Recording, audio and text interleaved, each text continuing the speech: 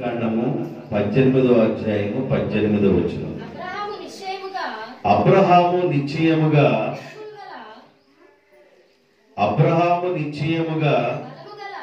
బలము గల గొప్ప జనమగును, అతని మూలముగా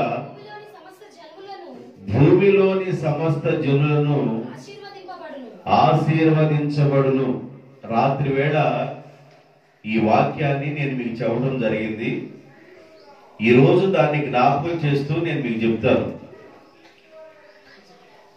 దేవుడు అంటాడు అబ్రహాముని, నేను ఒక బలమైన జనముగా నేను చేస్తాను, అబ్రహాము మూలముగా భూమిలోని సమస్తమైన జనులు ఆశీర్వదించబడి ఉంటారని చెప్పాడు. ఎందుకు దేవుడు అబ్రహాముకి వాగ్దానాన్ని చేశాడు? జాగ్రత్తగా వినండి. అబ్రహాముతో దేవుడు ఈ మాట ఎందుకు మాట్లాడాడు అంటే, దానికి ఒక వచనాన్ని రాత్రి మీకు చూపించాను, దాన్ని మరలా చూపిస్తాను. ఆదికాండం 22వ అధ్యాయము 18వ వచనం. మరియు నీవు నా మాట వినినందున పిల్లల బయటికి తిరగనివ్వకండి. ఇదే చెబుతున్నాను, పిల్లల బయటికి తిరగనియొద్దు. బయటికి వెళ్ళినోడు వెళ్ళిపోవటమే.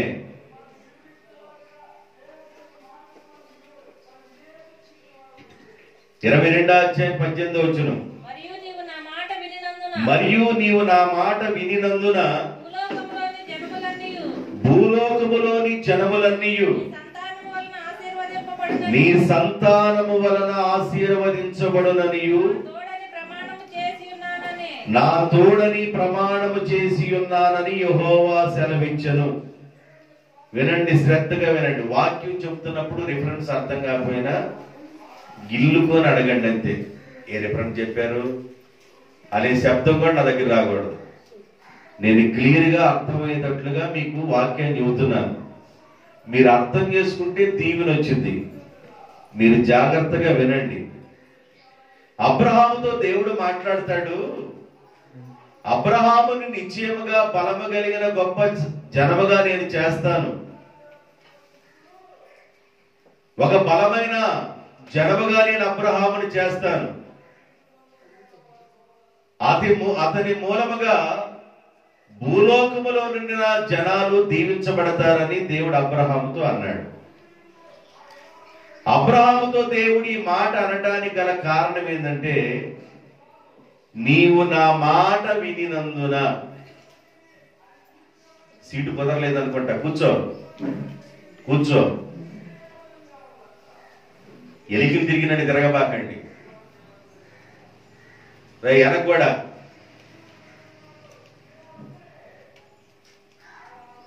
లెగవటం తిరగటం ఈ పనులు చేయబాకండి. గంట పాటలు పాడారు, ఇప్పుడు వస్తున్నారు గుడిసిబళ్ళు వచ్చినట్టు. మళ్ళీ కుర్చీ తోసేస్తారు అనుకోండి.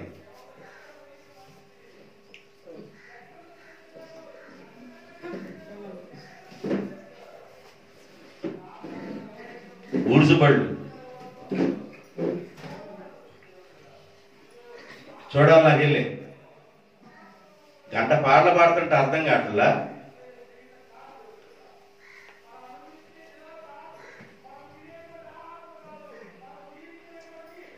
నీవు నా మాట వినినందున.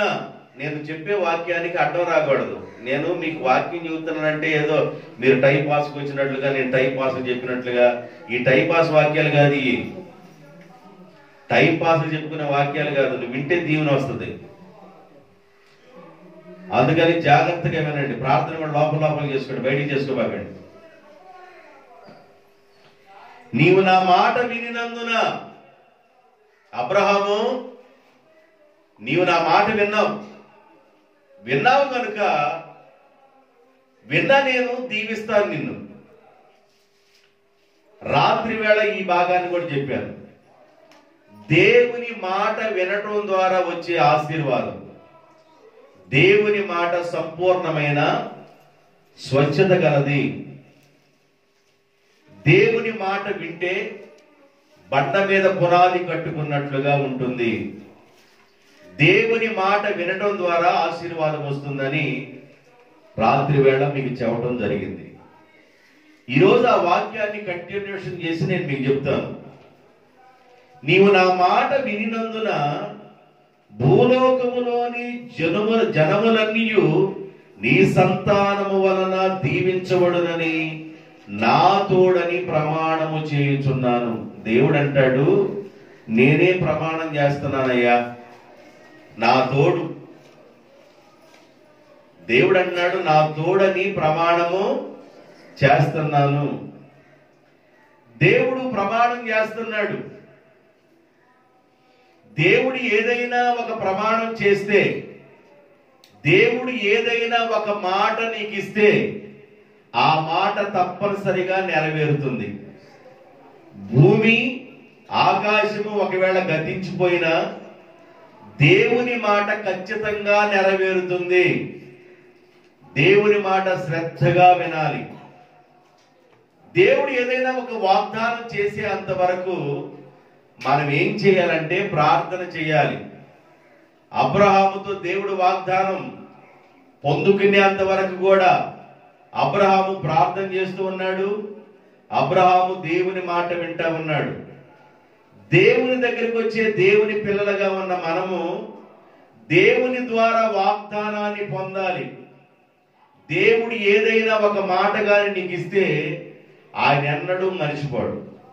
నువ్వు ఒకవేళ మాట ఇస్తే నువ్వు మర్చిపోతావేమో గాని దేవుడు మాట ఇస్తే మాట తప్పుకునేవాడు కాదు. ఆయన ప్రమాణం చేస్తున్నాడు, నా తోడని నేను ప్రమాణము చేయుచున్నాను.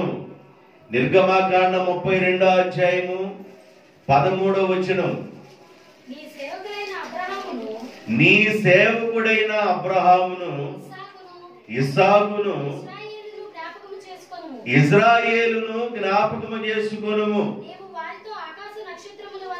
నీవు వారితో ఆకాశ నక్షత్రముల వలె నీ సంతానమును అభివృద్ధి చేసి నేను చెప్పిన ఈ సమస్తమైన భూమిని నీ సంతానమునకు ఇచ్చేదననియు వారు నిరంతరము దానికి హక్కుదారులగుదురనియు వారితో నీ తోడని ప్రమాణము చేసి ఉన్నావు. ఆది కాండంలో చదువుకున్నాము, నిర్గమాకాండంలో కూడా జ్ఞాపకం చేస్తున్నాడు. అయ్యా, నువ్వు అబ్రహాముతోను ఇస్సాకుతోను ఇజ్రాయేలుతోను నువ్వు ఒక ప్రమాణం చేశావు.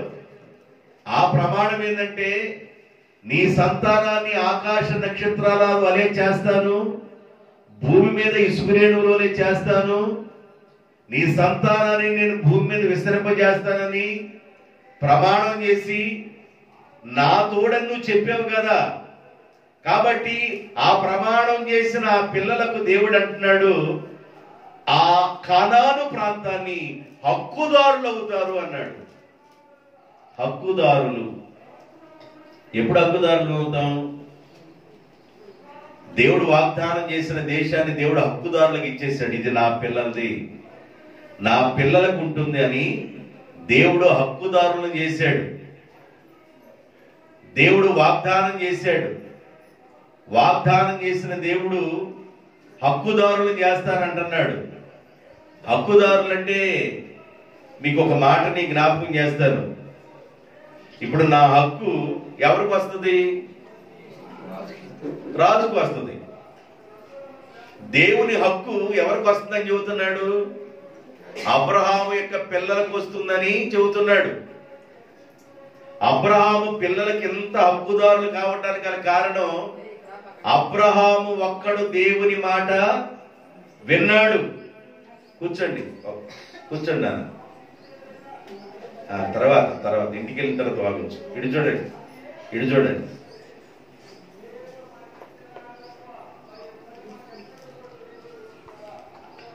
దేవుడు తన సంతానాన్ని హక్కుదారులుగా చేయటానికి బలమైన మొదటి కారణం, ఒక్క మనిషి దేవుని మాట వింటే చాలు.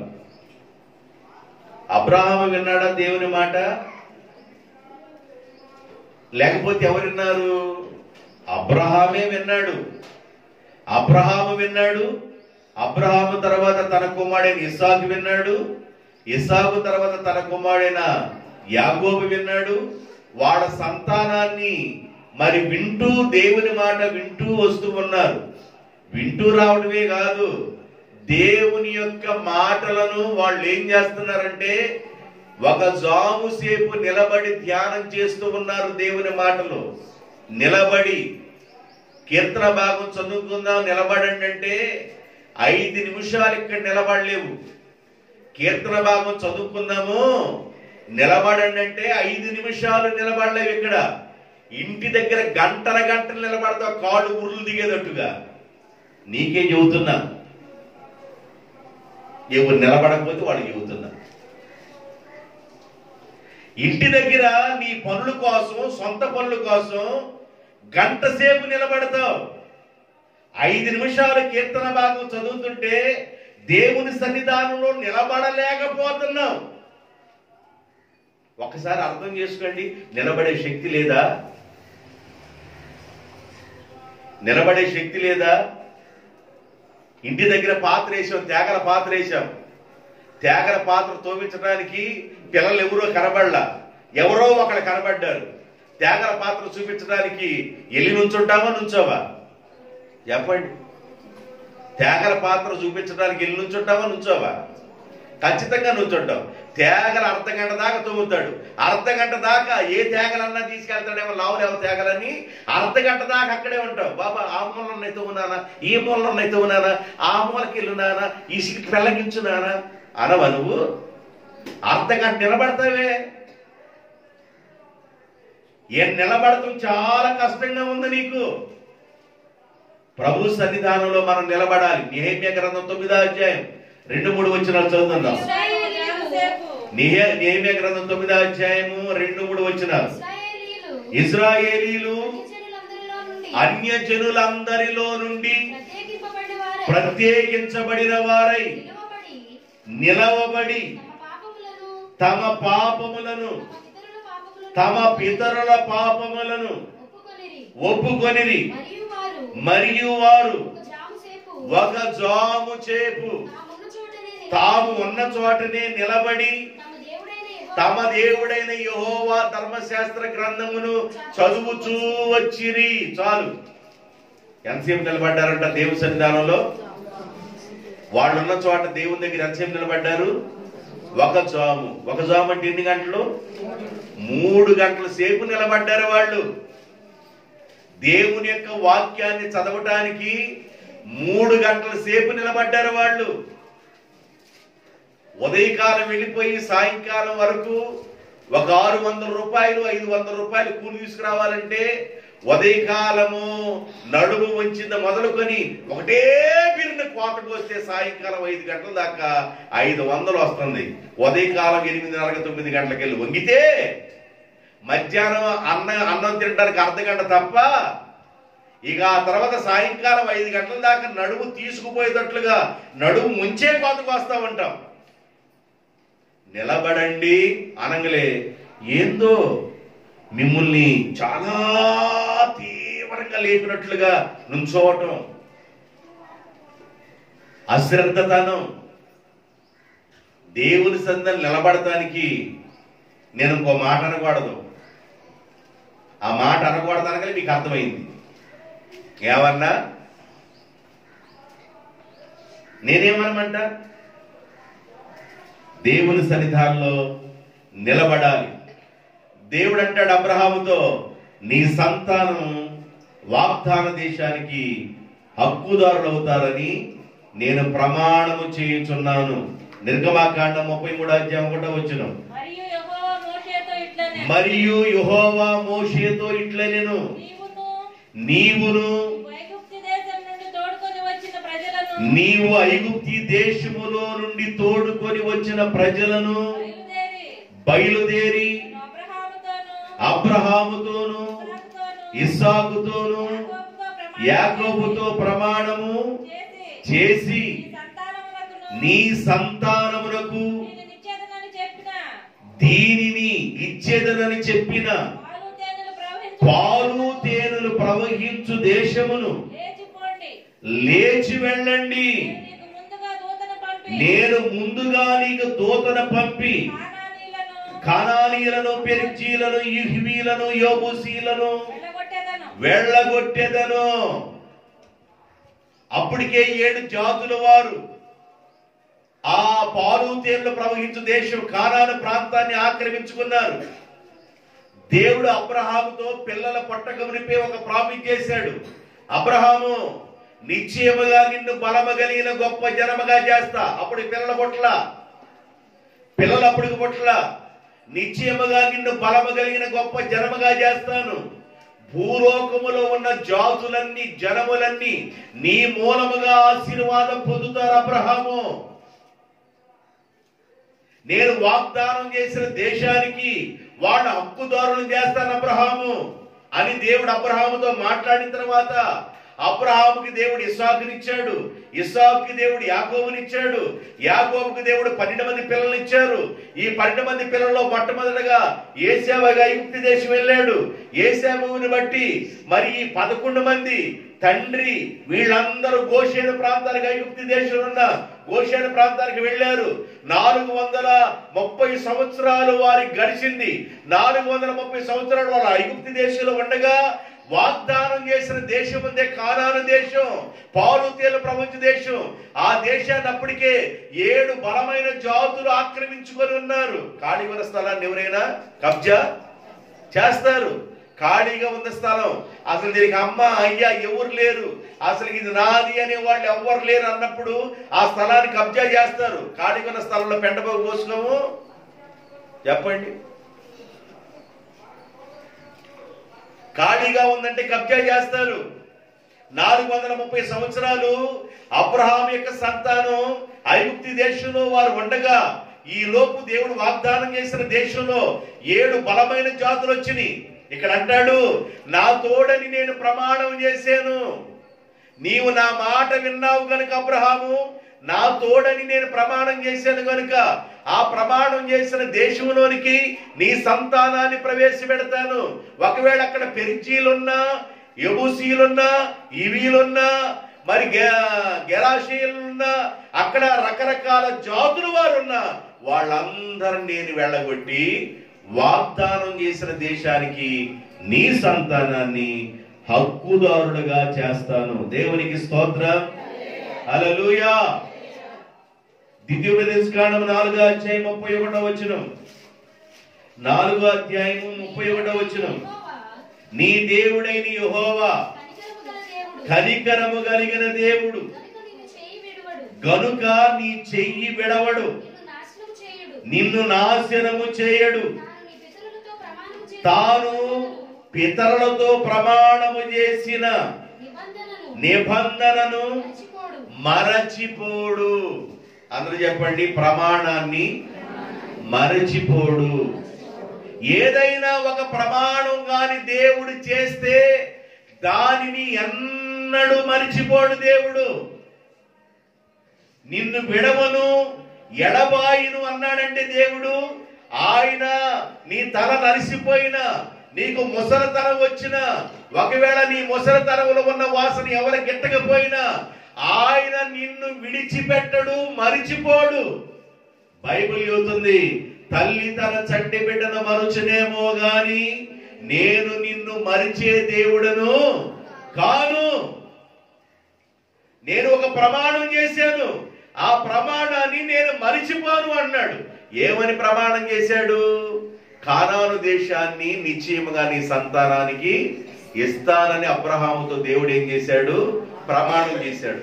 ఎంత ప్రమాణం దేవుడు చేయడానికి గల కారణం ఏంటంటే అబ్రహాము దేవుని మాట విన్నాడు. అబ్రహాము ఎక్కడున్నప్పుడు దేవుడు మాట విన్నాడు? ఊరు అనే పట్టణంలో ఉన్నాడు. ఎక్కడున్నాడంట?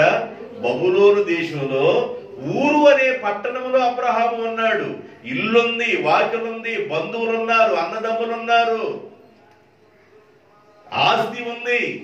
అందరినీ వదిలిపెట్టి దేవుడు అన్నాడు, సొంత ఊరిని, సొంత ఇల్లుని, స్వజనులను, రక్త సంబంధులను అందరినీ వదిలిపెట్టి నీ ఉన్న ప్రాంతంలో నుండి లేచి నేను చూపించే ప్రాంతానికి రా అన్నాడు. చాలా మంది ఉన్న ప్రాంతంలోనే కూర్చుంటున్నారు తప్ప లెగవలేకపోతున్నారు. ఉన్న ప్రాంతంలోనే కూర్చుంటున్నారు కానీ లెగవలేకపోతున్నారు.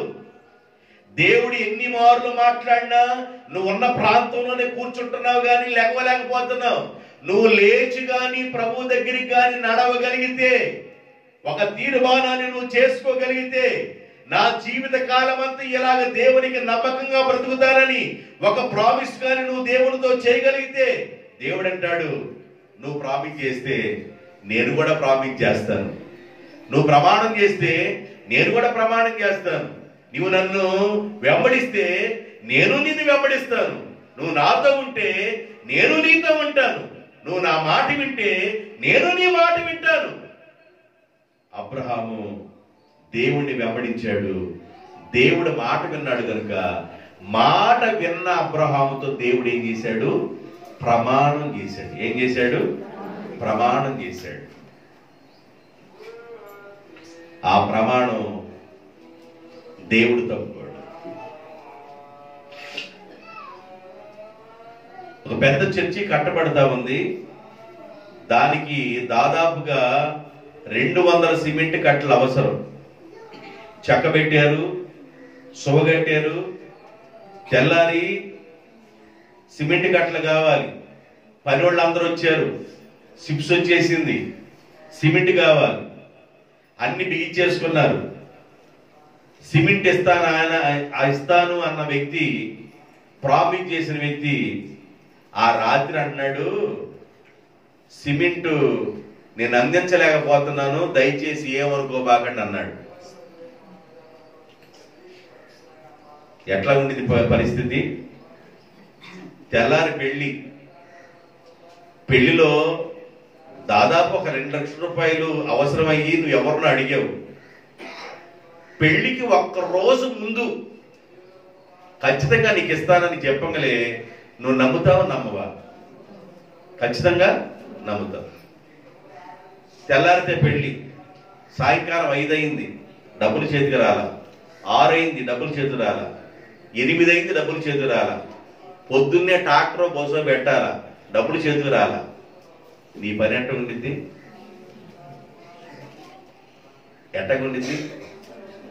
మనిషి ఒకవేళ ప్రామిస్ చేస్తే మనిషి మాట తప్పిపోతాడేమో గాని, వీలైనంత తప్పరు, ఒకవేళ తప్పిపోతారేమో గాని దేవుడు మాట తప్పేవాడు కాదు. ఇది గుర్తుపెట్టుకో. దేవుడు మాట తప్పకుండా అబ్రహాము పట్ల నెరవేర్చడానికి గల కారణం, అబ్రహాము 6 అయినా అబ్రహాము దేవుని మాట వినటం మానలా. దేవుని మాటను వింటే దేవుడు నీ మాట వింటాడు. నువ్వు దేవుని మాట వినకపోతే దేవుడు నీ మాట వినడు. అబ్రహాము దేవుడి మాట విన్నాడు గనుక ఒక ప్రమాణం చేస్తున్నాడు. ఆ ప్రమాణం చేస్తూ అంటాడు, నీ సంతానానికి ఈ పాలు తేనెలు ప్రవహించు దేశాన్ని, అనగా కానాను దేశానికి వాళ్ళని హక్కుదారులుగా చేస్తాను. నేను చేసిన ప్రమాణాన్ని ఎన్నడూ మరిచిపోయే దేవుడను కాదు. ద్వితీయోపదేశకాండం 7వ అధ్యాయము 13, 14 వచనాలు. ఆయన నిన్ను ప్రేమించి ఆశీర్వదించి అభివృద్ధి చేసి నీకు ఇచ్చేదనని నీ పితరులతో ప్రమాణము చేసిన దేశములో నిన్ను ప్రవేశపెట్టి నీ గర్భఫలమును, నీ భూఫలమును, నీ సస్యములను, నీ ద్రాక్షారసమును, నీ నూనెను, నీ పశువుల మందలను, నీ గొర్రెల మందలను, నీ మేకల మందలను దీవించును. సమస్త జనముల కంటే ఎక్కువగా నీవు ఆశీర్వదించబడి ఉందువు. నీలో మగవానికే గాని ఆడదానికే గాని ఉండదు, నీ పశువులలోనైనను అలా ఉండదు అని వాగ్దానం చేసిన దేశంలోకి ప్రవేశపెడితే ఆ వాగ్దానం చేసిన దేశాల గురించి దేవుడు అంటాడు, వాగ్దానం చేసిన దేశములో నీ గర్భఫలము దీవించబడును, నీ భూఫలము దీవించబడును, నీ ద్రాక్షారసము దీవించబడును, నీ నూనెను దీవించబడును, నీ పశువుల మందలు దీవించబడును, నీ గొర్రెల మందలు దీవించబడును, నీ మేకల మందలు దీవించబడును, సమస్త జనుల కంటే ఎక్కువగా నువ్వు ఆశీర్వదించబడుదువు అన్నాడు. ఎన్ని రకాలైన దీవెనలు ఎక్కడిచ్చాడు? వాగ్దానం చేసిన దేశంలో ప్రవేశపెట్టి, నేను ప్రమాణం చేసిన దేశంలో నీ సంతానాన్ని ప్రవేశపెట్టి వాళ్ళ గర్భఫలాన్ని నేను ఆశీర్వదిస్తాను అన్నాడు. ఏం చేస్తానన్నాడు? గర్భఫలాన్ని ఆశీర్వదిస్తానన్నాడు. ప్రవేశపెట్టాడు దేవుడు. ఐగుప్తి దేశంలో ముందుగా ఏసేవుని దేవుడు ప్రవేశపెట్టాడు. ఏసేవు ఉన్నాడని తెలుసుకొని వాళ్ళ అన్నలు ప్రవేశించారు, వాళ్ళ తండ్రి గారు కూడా వెళ్ళారు. మొత్తం 70 మంది వెళ్ళారు అక్కడికి. ఎంతమంది వెళ్ళారు? 70 మంది వెళ్ళారు. 430 సంవత్సరాలు గడిచిన తర్వాత 6 లక్షల కాల్బలము 20 సంవత్సరాలకు పైబడిన మగవారు 6 లక్షల మంది అయ్యారంట. ఎంతమంది అయ్యారు? గర్భఫలం ఏమైంది? గర్భఫలం ఏమైంది? ఇజ్రాయెల్ ప్రజలు అందరూ మగవాళ్లే పుడుతున్నారు, మగవాళ్ళు దీవించబడుతున్నారు, ఎక్కువగా ఆడవాళ్ళు ప్రసవించేటప్పుడు మగవాళ్ళకి జన్మిస్తున్నారు. కాబట్టి ఐగుప్తి దేశంలో ఉన్న ఇజ్రాయేలీలు మగ పిల్లలు గాని పెరిగితే ఏదో ఒక రోజు డేంజర్ అయింది కనుక పుట్టిన మగ పిల్లల మొత్తాన్ని చంపమని ఆ రోజున ఫరో ఆజ్ఞ జారీ చేశాడు. ఎవరికి? మంత్రస్వాములకి. కానీ దేవుడు అంటున్నాడు, నీ గర్భఫలానికి ఎలాంటి హాని జరగదు. దేవునికి స్తోత్రం. నీ గర్భఫలమునకు ఎలాంటి హాని జరగకుండా నేను చేస్తాను. అబ్రహాము, నువ్వు ఒక పని చేసావు, నేను ఎన్ని పనులు చేస్తున్నాను చూడండి. నువ్వు ఒక పని చేయి, దేవుడు 100 పనులు చేస్తాడు నీకు. ఆ ఒక పని ఏంటంటే ఆయన మాట వినటం. ఆయన మాట వినటం. ఎన్ని గంటలకు ప్రార్థన? 11:30కి ప్రార్థన ప్రారంభంకండి. 11:30కి ప్రార్థన ప్రారంభం అంటే 11:30 నుండి 12:30 వరకు పాటలు పాడతాం. 12 గంటల కన్నా అంటే ఒక అర్ధ గంట కన్నా తీరట్లేదు నీకు. 11:30 దాకా ఏం చేస్తున్నట్టు? ఉదయాన్నే చీకటి మంచంతో 5 గంటలు లేసేవే, లేదా 6 గంటలు లేసావు కదా, 6 గంటలు లేచి 11:30 వరకు వంట చేయమంటే 500 మందికి వంట చేయగలరు ఒక్కరు.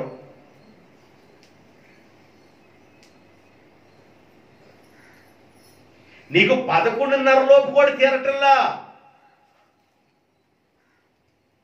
సరే, ప్రార్థన ప్రారంభమైంది, ఒక అర్ధ గంట పాటలు ప్రారంభించారనగా అర్ధ గంటకు కూడా తీరటల్లా. ఏం చేస్తున్నట్టు? పాటు ఏం చేస్తున్నట్టు అంటున్నా. దేవుని బిడ్డలారా, దేవుని మాట వినటం శ్రేష్టం. అబ్రహాము దేవుని మాట విన్నాడు కనుక దేవుడు 100 పనులు చేస్తున్నాడు. ఒక పని ఏంటంటే నీ సంతానం ఏమవుతారు? ఆకాశ. నీ సంతానం భూమి మీద. నీ సంతానానికి వాగ్దానం చేసిన పాలు తేళ్ల ప్రపంచ దేశాన్ని, కానాను దేశాన్ని ఇస్తాను. వారిని హక్కుదారులుగా చేస్తాను. నేను చేసిన ప్రమాణాన్ని మరిచిపోను. నీ సంతానాన్ని ఆ దేశంలో ప్రవేశపెట్టి గర్భఫలాన్ని దీవిస్తాను. ఏం చేస్తానంట దేవుడు? గర్భఫలాన్ని దీవిస్తాను, భూఫలాన్ని దీవిస్తాను, నీ సస్యములను, నీ ద్రాక్షరసమును, నీ నూనెయు, నీ పశువుల మందలు, నీ గొర్రె మందలు, నీకు మేక మందలు, సమస్త జనులందరికంటే నువ్వు ఆశీర్వాదకరముగా ఉండేటట్లుగా దేవుడు దీవిస్తాడు. ఈ ఆశీర్వాదాలన్నిటికీ మూల కారణం ఏంటంటే మాట వినటం.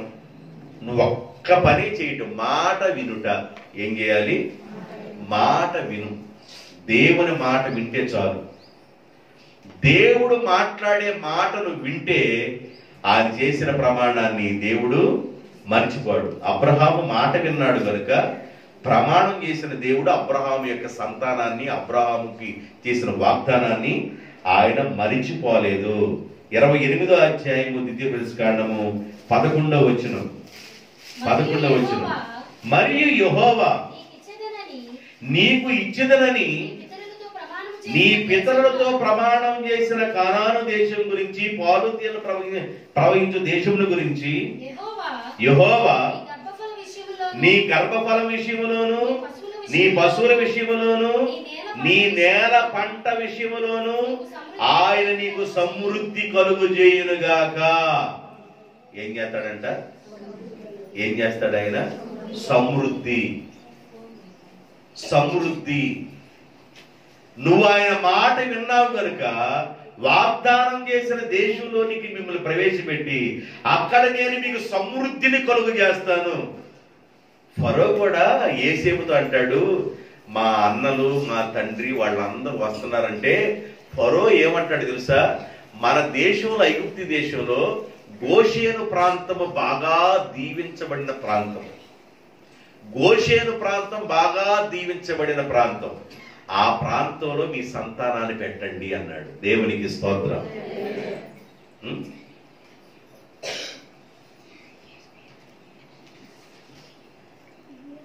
నీటి వసతి ఉంది. పంటేస్తే 50 బస్తాలు తగ్గట్లేదు, మినుములేస్తే 10 బస్తాలు తగ్గట్లేదు. ఆ కాలం అంబట పొలం బాగా దీవించబడింది. నీ ఎవరికన్నా ఇవ్వాలనుకున్నప్పుడు నీటి కాలువ, దారి లేని కాలువ ఉన్న పొలాన్ని, పంటేస్తే ఇకిలిచుకుపోయి 15 బస్తాలు పండే పొలాన్ని, ఒకవేళ మినుములు జల్లితే మాండెత్తుకొని వచ్చే ఒక పొలాన్ని, ఈ 2 పొలాల్లో ఏ పొలాన్ని నువ్వు ఇస్తా? ఎవరికన్నా ఇవ్వాలనుకుంటే మీరు చెప్పండి. ఎవరికన్నా నువ్వు ఇవ్వాలనుకుంటే ఏ పొలం ఇస్తా? కాలువ పక్కన 50 బస్తాలు పండే పొలం ఇస్తావా? కాలువ దావలేని పొలం ఎవరికన్నా ఇవ్వాలనుకుంటే ఆ పొలం ఇస్తావా? ఏ పొలం ఇస్తావా? బంగారు వాళ్ళు చెప్పండి, ఏ పొలాన్ని ఇస్తావు? కాలువ దారి లేని పొలాన్ని, 25 బస్తాల కంటే లేదా 15 బస్తాలు ఇకిలిచుకుపోయే పండే పంటని, బాగా ఎకరానికి జల్లితే మినుములు మాండి దులుపుకొని వచ్చే పొలాన్ని, దాన్ని ఇస్తాం. అదే కదండి. కానీ దేవుడు ఏదైనా ఇస్తాను అన్నాడంటే సమృద్ధి కలిగిన ప్రాంతానికి ఇస్తాడు. దేవునికి స్తోత్రం. ఇది గుర్తుపెట్టుకోండి. నువ్వు చేయవలసింది ఒకటే. దేవుని సేవకుడు నిన్ను ప్రతిమలాడుతూ చెబుతున్న వాక్యం ఏంటంటే దేవుని మాట విను. ఇక అంతే. దేవుని మాట వినటంలో అంటే దాని అర్థం ఏందో తెలుసా అండి? దేవుని మాట వినటం అంటే నీవు లేచి రేయి మొదలు జామున ఏం చేయమన్నాడు దేవుడు? ఏం చేయాలంట? రేయి మొదలు జాము అంటే పగలకి ముందున్నే మొదలు జాము, రేయి మొదలు జాము. మొదలు జాము ఏంది? 3 గంటల నుండి 6 గంటల లోపు ఏం చేయమన్నాడు దేవుడు? నీ పిల్లల కోసం చేతులెత్తి హృదయాన్ని కుమ్మరించినట్లుగా నీ హృదయాన్ని కుమ్మరించి నీ పిల్లల కోసం ప్రార్థన చేయమన్నాడు. చేస్తున్నావా? పిల్లల కోసం ప్రార్థన?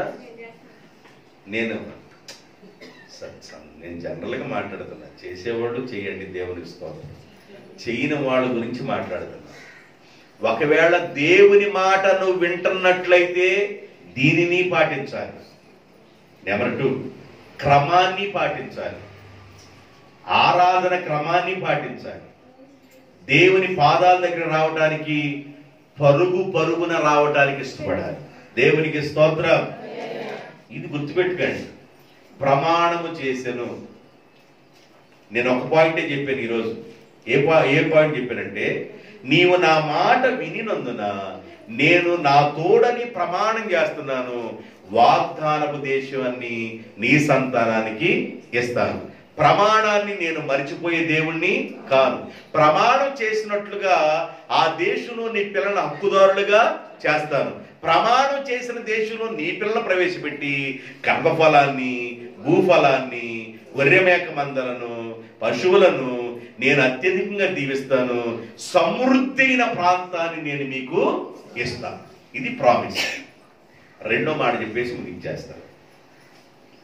ఆదికాండము 17వ అధ్యాయం, ఆదికాండము 17వ అధ్యాయము 2, 3, 4, 5, 6 వచనాలు చాలా బాగుంటుంది, చదవాలనిపిస్తుంది కానీ ఆయన చదవండి 6వ వచనం వరకు. నాకును నీకును మధ్య నా నిబంధనను నియమించి అబ్రహాము నిన్ను అత్యధికంగా అభివృద్ధి పొందించదనని అబ్రహాముతో చెప్పాను. అబ్రహాము సాగిలపడి ఉండగా దేవుడు అబ్రహాముతో మాట్లాడి, ఇదిగో నేను నియమించిన నా నిబంధన. ఇందాకేంది? జాగ్రత్త వినండి. ఇందాక ప్రమాణము, ఇందాకేందంట ప్రమాణము. నీవు నా మాట విన్నావు కాబట్టి ప్రమాణం చేస్తున్నా. ఇప్పుడు నిబంధన చేస్తున్నా. నిబంధన అంటే ఏంది? నిబంధన అంటే ఏంది? ఇట్రానా నిబంధన అంటే ఏంది?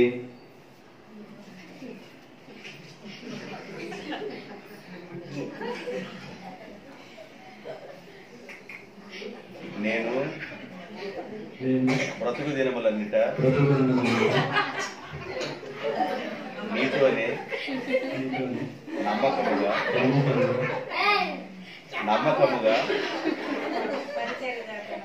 నమ్మకముగా పరిచర్య చేయుదును.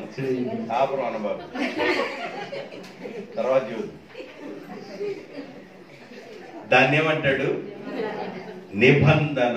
నిబంధన కూర్చో. నిబంధన చదువమ్మా. ఇదిగో నేను నియమించిన నా నిబంధన నీతో చేసి ఉన్నాను. నీవు అనేక జనములకు తండ్రి వగుదువు. మరియు ఇక మీదట నీ పేరు అబ్రాము అనబడదు, అబ్రహాము అనబడును. అబ్రాము అనబడదు, అబ్రహాము అనబడును. నీకు అత్యధికంగా సంతానాభివృద్ధి కలుగు చేసి నీలో నుండి జనములను వచ్చునట్లు నియమించుదును. రాజులను నీలో నుండి వచ్చేది. అబ్రహాము నీలో నుండి జనములను, నీలో నుండి జాతులను, నీలో నుండి రాజులను వచ్చెదరు. నేను నీకును నీ తర్వాత నీ సంతానమునకును దేవుడునయ్యుండునట్లు నాకును నీకును నీ తర్వాత వారి తరములలోను నీ సంతతికి మధ్య నా నిబంధనను నిత్య నిబంధనగా స్థిరపరిచెదను. నాకెళ్ళి చూడండి ఏం చేస్తున్నాడు దేవుడు, ఏం చేసుకుంటున్నాడు దేవుడు. ఇప్పుడు అబ్రహాముతో ఏం చేస్తున్నాడు? నిబంధన. ఏం చేస్తున్నాడంట? ఇంతకుముందు ఏం చేశాడు దేవుడు? ఎందుకు చేశాడు ప్రమాణం దేవుడు? చెప్పండి, ఎందుకు చేశాడు అబ్రహాముతో ప్రమాణం దేవుడు? మాట విన్నాడు. ఏందో సూత్రాలు చూసినట్టు మర్మాలు చూసినట్టు చూడబాకండి. 3 మాటలు చెప్పింది నేను. ఎన్ని చెప్పినా 3 మాటలే. ప్రమాణం గురించి కొన్ని మాటలు చెప్పాను అంతే. ప్రమాణం ఎందుకు చేశాడంటే అబ్రహాము మాట విన్నాడు కనుక ప్రమాణం చేశాడు. ఇప్పుడు అబ్రహాము మాట విన్నాడు కనుక నిబంధన చేసుకుంటున్నాడు. నిబంధన అంటే ఏంది? నిత్య నిబంధన. నిబంధన ఏంటి? ఈ నిబంధన ఏంటి? నిబంధన అబ్రహాము నీకును నీ తర్వాత నీ సంతానమునకు వచ్చువారితో నేను ఒక నిబంధన చేసుకుంటున్నాను. మీరు నా పిల్లలు అని గుర్తించినట్లుగా మీలో ప్రతి మగవాడు సున్నతి పొందవలెను అన్నాడు. ఏం చేయాలంట? సున్నతి పొందవలెను. దేవుడు అబ్రహాము యొక్క జనరేషన్తో ఒక నిబంధన చేసుకుంటున్నాడు. నా వైపు చూడండి. అబ్రహాము ఊరు అనే ఊర్లో ఉన్నప్పుడు నిబంధన చేసుకున్నాడా? ఊరనే పట్టణాన్ని వదిలిపెట్టి బయటికి వచ్చిన తర్వాత నిబంధన చేసుకున్నాడా? బయటికి వచ్చిన తర్వాత. ఊరనే పట్టణంలో ఉన్నప్పుడు మీరు సున్నతి చేయించుకోండి అనలేదు దేవుడు. ఆ ప్రాంతాన్ని వదిలి దేవుని మాట విని బయటికి వచ్చిన తర్వాత దేవుడు ప్రమాణం చేశాడు. రెండోది నిబంధన చేశాడు. ఏంటి నిబంధన అంటే అక్కడే రాయబడి ఉంటది 17వ అధ్యాయం 9వ వచనం. మరియు దేవుడు నీవును నీవు మాత్రమే గాక నీ తర్వాత వారి తరములలోని సంతతియు నా నిబంధనను గైకొనవలెను. నాకును నీకును నీ తర్వాత నీ సంతానానికి మధ్య మీరు గైకొనవలసిన నా నిబంధన ఏమిటి అంటే మీలో ప్రతి మగవాడు సున్నతి చేయించుకోవాలి.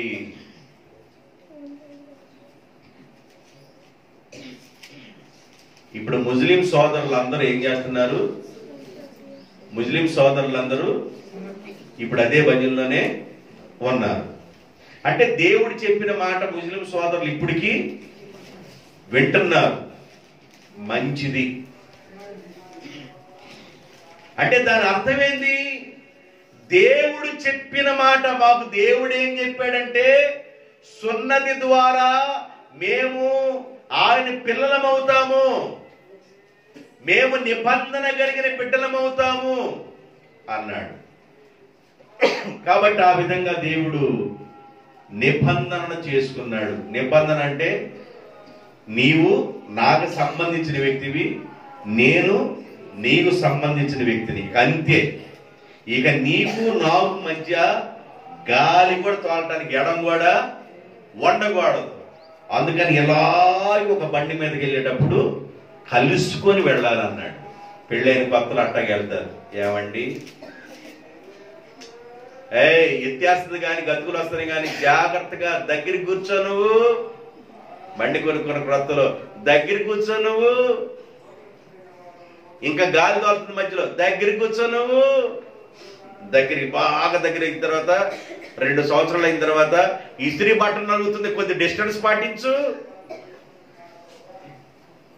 కొంచెం డిస్టెన్స్ పాటించు, బట్టలు నలిగిపోతున్నాయి, డిస్టెన్స్ పాటించు.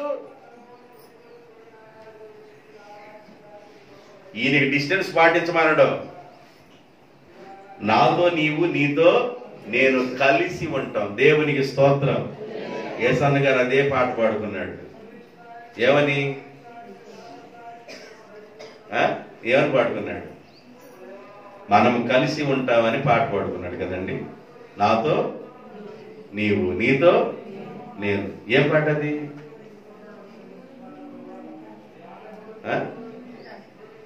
గుర్తెందుకు వచ్చింది?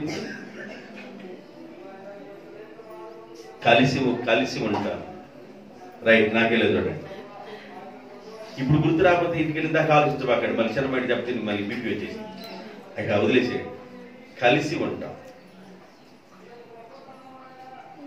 నిబంధన సున్నతి ద్వారా. జాగ్రత్త వినండి. ఇప్పుడు దేవుణ్ణి నమ్ముకున్న మనం సున్నతి చేయించుకున్నామా? చెప్పండి, చేయించుకున్నామా లేదా? చేయించుకోవాలా? ఇప్పుడు ఎవరు సున్నతి చేయించుకుంటున్నారు? ముస్లిం సోదరులు. మరి ఇప్పుడు దేవుని బిడ్డలు ఎవరు? మరి మనం ఏమై ఉన్నాము? అందుకని చెబుతాం.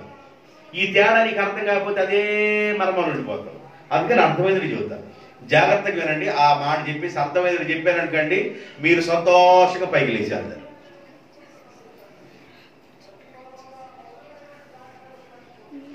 అబ్రహాము దేవుని మాట విని తన యాత్రను ప్రారంభించిన తర్వాత యాత్ర మధ్యలో చెప్పాడు దేవుడు, నిబంధన చేసుకుంటున్నాను, ప్రమాణం చేశాను, మీరు నా పిల్లలు కాబట్టి మీరు సున్నతి పొందాలి అని చెబితే ఇస్సాకు ఉన్నాడు. చూసావా? అబ్రహాము పుట్టాడు ఇస్సాకు. అబ్రహాముకి ఇస్సాకు ఎన్నో సంవత్సరాలు పుట్టాడు? 100వ సంవత్సరంలో పుట్టాడు. అప్పుడు శారమ వయసు ఎంత? 90 సంవత్సరాలు. 10 సంవత్సరాల గ్యాప్ ఉంది. అబ్రహాము దాదాపు రమారమి 100 ఏళ్ల వయసప్పుడు ఇస్సాకు పుట్టాడు. ఇస్సాకు పుట్టినప్పుడు ఇస్సాకుకి సున్నతి ఏ రోజు జరిగింది? 21వ అధ్యాయం ఆదికాండం 4వ వచనం. 21వ అధ్యాయం 4వ వచనం. మరియు దేవుడు అబ్రహామునకు ఏమైతే నిబంధన చేసుకున్నాడో ఆజ్ఞాపించిన ప్రకారము అతడు 8 దినముల వాడైన ఇస్సాకు అను తన కుమారునికి 8వ రోజున ఏం చేయించాడు? పుట్టిన 8వ రోజున ఏం చేశాడు దేవుడు? అబ్రహాం ఏం చేశాడు? ఇస్సాకుకి సున్నతి చేయించాడు. ఇప్పుడు ఇస్సాకు కూడా దేవుడి మాట విని జనాంగంలోనే ఉన్నాడు. ఇప్పుడు ముస్లిం సోదరులు దేవుడి మాట వినే మాట కూడా వింటున్నారు. అంటే సున్నతి పొందారంటే దేవుడి మాట. ఇస్సాకు కూడా సున్నతి పొందాడు. అంటే అబ్రహాం కూడా దాన్ని పాటించాడు. సరే, వెరీ గుడ్. ఇలా చెప్పుకుంటే వెళ్ళిపోతే సాయంకాలం దాకా సున్నతి గురించే చెప్పుకోవాలా? వద్దు. ఎంతవరకు మీకు అర్థమైంది కదా? అయితే ఇప్పుడు యేసు ప్రభువుని నమ్ముకున్న మనము గోప్యాంగ చర్మమును సున్నతి చేయించుకోవటంలా. మరి ఎలా మనము దేవుని నిబంధన కలిగిన బిడ్డలమవుతాము? ఈ రహస్యం నీకు అర్థమైతే నీకు వాక్యం అర్థమైనట్లే. రోమీ రాసిన పత్రిక 2వ అధ్యాయము 28, 29 వచనాలు. రోమీలకు రాసిన పత్రిక 2వ అధ్యాయము 28, 29 వచనాలు. బాహ్యమునకు, జాగ్రత్తగా నా వైపు చూడండి, బాహ్యమునకు యూదుడైన వాడు యూదుడు కాడు, శరీరమందు బాహ్యమైన సున్నతి. ఇదేంది? పౌలు గారు వచ్చేదానికి ఏమన్నాడంటే, వరే నాయనా, శరీరమందు బాహ్యమైన సున్నతి కాదు. దేవుడు అబ్రహాముతో ఏమన్నాడు? సున్నతి ద్వారా నేను నిబంధన చేసుకుంటానన్నాడు. వీళ్ళు అదొక్కటే పాటిస్తున్నారు కానీ హృదయాన్ని దేవునికి ఇవ్వటంలా. ఎవరు? అబ్రహాము కానివ్వండి, ఇస్సాకు కానివ్వండి సున్నతి పొందారు. యాకోబు గాని, ఇజ్రాయేలీలు గాని అందరూ సున్నతి పొందారు. యాకోబు కుమార్తె అయిన దీనాని అక్కడ ఒక రాజుగారి కుమారుడు ప్రేమించి ఆమెని ఆ బలవంతం చేస్తే, ఒరే బాబు, సున్నతి లేని వాళ్ళకి మా అమ్మాయిని మేము ఇవ్వము, కాబట్టి మీరందరూ సున్నతి పొందితే మా అమ్మాయిని ఇస్తామనంటే అక్కడ రాజుగారు కొడుకు, రాజ్యంలో ఉన్న వాళ్ళందరూ సున్నతి చేయించుకున్నారు ఒక అమ్మాయి కోసం, దీనాన్ని పెళ్లి చేసుకోవడం కోసం. భక్తుడిని దావీదు గారు కూడా ఏమంటాడంటే, ఫిలిస్తీయుడి వైపు చూసి, మేము సున్నతి కలిగిన వారము, మీరు సున్నతి లేని వారు. అంటే మేము నిబంధన కలిగిన ప్రజలము, మీరు నిబంధన లేని వారు అంటున్నాడు. ఇప్పుడు అపోస్తలుడు పౌలు క్రొత్త నిబంధనలకు వచ్చేదానికి అంటాడు, బాహ్యమందు యూదుడైన వాడు యూదుడు కాదు, బాహ్యమందు శరీరమందు సున్నతి పొందిన వాడు సున్నతి పొందినట్టు కాదు, అయితే అంతరంగమందు యూదుడైన వాడు యూదుడు, అంతరంగంలో సున్నతి జరగాలి అన్నాడు. సున్నతి అనేది ఎక్కడ జరగాలంట? ఎంతముందు ఎక్కడ జరిగింది? ఎంతముందు బాహ్యముగా సున్నతి జరిగింది. ఇప్పుడు ఎక్కడ సున్నతి జరగాలంటే హృదయములో సున్నతి జరగాల. బాహ్యంలో సున్నతి జరుగుతుంది, కాలు ఇదిలించుకుంటూ వెళ్ళిపోతూ కబాడీ కబాడీ కబాడీ కబాడీ కబాడీ కబాడీ అని ఆడుకుంటా ఇటన్నీ చుట్టూ తిరుగుతున్నాయి. తిరగని రోడ్డు లేదు, తిరగని గల్లీ లేదు, తిరగని పంప లేదు, కబాడీ కబాడీ కబాడీ అని. అందుకని ఈ సున్నతి వల్ల ఉపయోగం ఏముందరా? హృదయంలో జరగాల కటింగ్. ఎక్కడ జరగాల? అప్పుడు కబాడీ ఇంట్లోనే ఆడుకుంటాడు, ఇక బయట ఆడతాడు. బయట కబాడీలు ఆడితే దాన్ని సున్నతి ఎట్టా అంటారా బాబు? శరీరం అందు సున్నతి పొందావు, దేవుని మాట వినకుండా వెళ్ళిపోయి వాయో వరస లేకుండా, అద్దు వాపులు లేకుండా తిరుగుతున్నావు ఊరి మీద ఆమోదు పడ్డట్టు.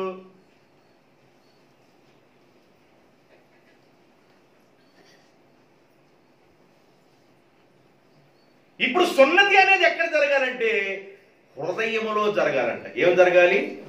హృదయము హృదయము హృదయమనెడు తలుపు నొద్ద యేసునాదుండు హృదయమనెడు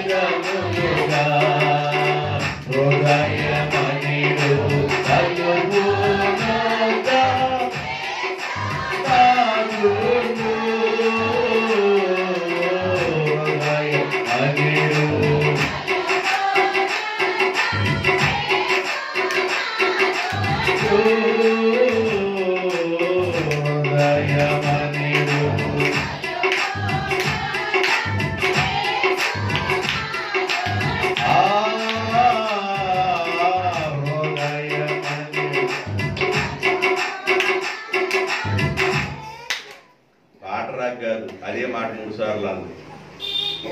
కంపంతా హృదయంలో ఉందరా, శరీరం కట్ చేయించుకోవటం ఏముందరా బాబు, కంపంతా హృదయంలో ఉందరా నాయన, కంపు కట్టవాలరా అన్నాడు. మానవుని యొక్క హృదయములో నుండి అనగా దురాలోచనలను, దుష్టత్వమును, జారత్వమును, విగ్రహారాధనయు, వ్యభిచారమును, అజితేంద్రియములను, అహంకారమును, అహంభావమును. 7:21 ఎన్నో అధ్యాయం? 7:21 ఏ సువార్త? మార్కు సువార్త 7:21. లోపల నుండి అనగా మానవుని యొక్క హృదయములో నుండి దురాలోచనలు, జారత్వమును, దొంగతనము, నరహత్య, వ్యభిచారము, లోభము, చెడుతనము, కృత్రిమము, కామము, వికారము, మత్సరము, దేవదూషణ, అవివేకము, అహంభావము, ఇవన్నీ లోపల ఉన్నాయి బాబు అన్నాడు. ఏడున్నాయంట? 14 రకాలైన శాల్తీలు ఉన్నాయంట లోపల. ఏడా? మనిషిని హృదయంలో. శరీరాన్ని కట్ చేసుకోవటం వల్ల ఏమైందిరా నాయనా? శరీరానికి సున్నతి జరిగింది వాస్తవమే. శరీరానికి సున్నతి పొందిన నీవు దేవుడు చెప్పిన క్రమంలో లేకుండా ఇంటి దగ్గర కబడ్డీ ఆడినాం, ఇంటి పక్కన కబడ్డీ ఆడినాం, ఎళ్ళెదురుడ రోడ్లో అన్ని చోట్ల కబడ్డీ అని కాలెత్తుతుంటివి.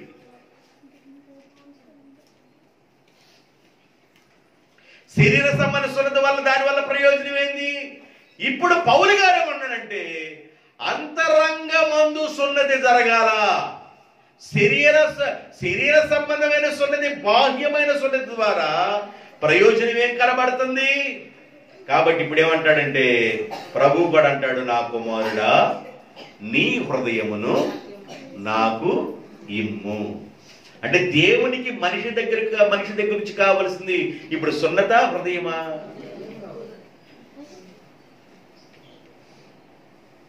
హృదయము దేవునికి ఇవ్వాలి, సున్నతి హృదయములో జరగాలి. అంటే హృదయంలో ఉన్న కంపు మొత్తం పోవాలి.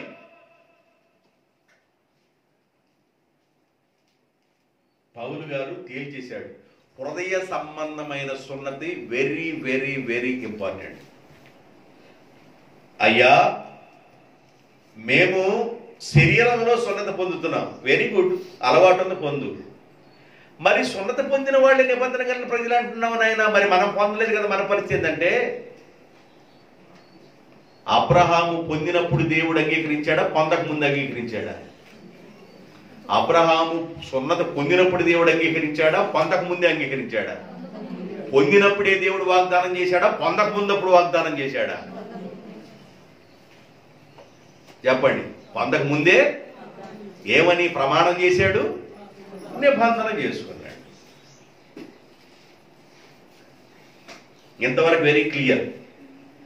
ఊరని పట్టణంలో పిలుచుకొచ్చి బయటికి తీసుకొచ్చిన తర్వాత ప్రామిస్ చేశాడు, నువ్వు నా మాట విన్నావు కనుక నేను ప్రమాణం చేస్తున్నాను, నువ్వు నా మాట విన్నావు కనుక నిబంధన చేస్తున్నాను. ఇంతవరకు క్లియర్.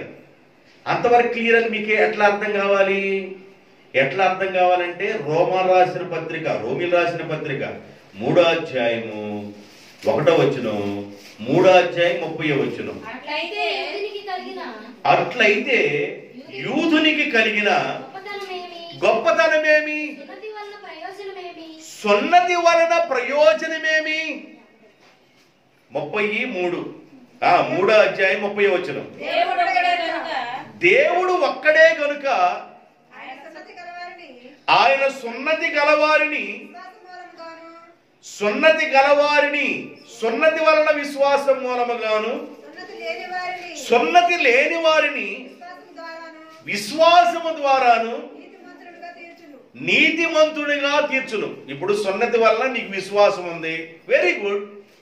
ఇప్పుడు మామూలుగా ఈ సున్నతి నీకు లేదు, శరీర సంబంధ సున్నతి లేదు, మరి నువ్వు కూడా నీతిమంతుడికి ఎట్లా తీర్చబడతావు? దీని కారణం ఏంటంటే అబ్రహాము దేవుణ్ణి నమ్మెను కనుక అతనికి నీతిగా ఎంచబడి. నువ్వు కూడా దేవుణ్ణి నమ్ముతున్నావు కాబట్టి సున్నతి వలన ఒకవేళ నువ్వు నీతిమంతుడిగా తీర్చబడుతున్నావు, సున్నతి లేకపోయినా కూడా నీతిమంతుడిగా తీర్చబడుతున్నావు అంటే నువ్వు విశ్వాసం కలిగి ఉన్నావు. ఇప్పుడు సున్నతి ప్లేసులో విశ్వాసాన్ని పెట్టాడు దేవుడు. ఏం పెట్టాడు? విశ్వాసము. చదవండి. సున్నతి గలవారును విశ్వాసం మూలముగాను, సున్నతి లేని వారిని విశ్వాసం మూలముగాను నీతిమంతులుగా తీర్చుతున్నావు. చదవండి. విశ్వాసము ద్వారా ధర్మశాస్త్రమును నిరర్థకము చేయుచున్నాము. ధర్మశాస్త్రమును స్థిరపరుచుచున్నాము విశ్వాసము ద్వారా. చదవమ్మా. కాబట్టి శరీరము చక్కగా చదువు. కాబట్టి శరీర విషయమై మన మూల పురుషుడకు అబ్రహామునకేమి, శరీర విషయంలో మన మూల పురుషుడైన అబ్రహాముకి దొరికినని ఏమి? నువ్వు ఏ మసాలా అయితే అదే మసాలా ఏడేస్తా. నా చదువు. అబ్రహాము క్రియల మూలముగా నీతిమంతుడని తీర్చబడిన ఎడల అతనికి అతిశయ కారణము కలుగును గాని లేఖనమేమి చెప్పుచున్నది? అబ్రహాము దేవుని నమ్మెను, నీతిగా ఎంచబడెను. చాలమ్మా. అబ్రహాము ఊర్లో ఉన్నాడండి. ఊరిలో దేవుడు పిలిచాడు, నమ్మాడు, అది నీతిగా ఎంచబడింది. అయితే అబ్రహాము ప్రయాణంలో మార్గ మధ్యలో ప్రమాణం చేయటం, మళ్ళీ నిబంధన చేసుకోవడం ఈ మార్గ మధ్యలో జరిగినాయి. మార్గ మధ్యలో జరగమును ఏమైనా అబ్రహాము సున్నతి పొందాడా అంటే సున్నతి పొందల. ఆ తర్వాత దేవుడు ఏం చెప్పాడంటే సున్నతి ద్వారా నిబంధన ప్రజలుగా చేసుకుంటున్నానయ్యా అన్నాడు. అవునా? సున్నతి ద్వారా కొద్ది కాలం గడిచి క్రొత్త నిబంధన కారణకెలితలకి నేను క్రొత్త నిబంధన చేసుకుంటున్నాను అన్నాడు. మరి పాత నిబంధన ఏమైంది? సున్నతి ఏమైపోయింది? అందుకనే రోమా పత్రికలో క్లియర్గా చెప్తాడు, శరీర సంబంధమైన సున్నతి వలన ప్రయోజనమేమి? హృదయములో సున్నతి జరగాలి. ఎక్కడ జరగాలంటే సున్నతి హృదయములో. ఇప్పుడు దేవుడు ప్రభు అయిన యేసుక్రీస్తును పంపించిన తర్వాత ఆయన రక్తము వలన క్రొత్త నిబంధన చేసుకున్నాడు. ఇప్పుడు యేసుక్రీస్తు రక్తములో ఎవడైతే కడగబడ్డాడో వాడు నిబంధన ప్రజలు.